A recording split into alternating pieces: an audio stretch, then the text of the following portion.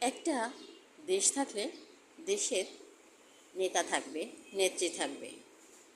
তারা তাদের মেয়াদ শেষ হলে চলে যেতে পারে, তার আগে যেতে পারে, তার পরেও যেতে পারে। নেতা নেত্রী আসবে, যাবে, এটিই স্বাভাবিক। কিন্তু আমরা জনসাধারণ কি চাই?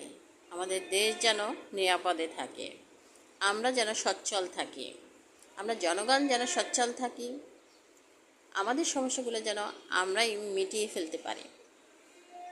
কিন্তু দেখা যাচ্ছে এই রাজনৈতিক সমস্যার কারণে, রাজনৈতিক মানুষের লোভের কারণে, রাজনৈতিকবিদদের লোভ এতটাই বেশি, এতটাই খেয়ে তারা লোভ বেড়ে গেছে যে তারা ক্ষমতা ছাড়া আর কিছুই ভাবতে পারে না।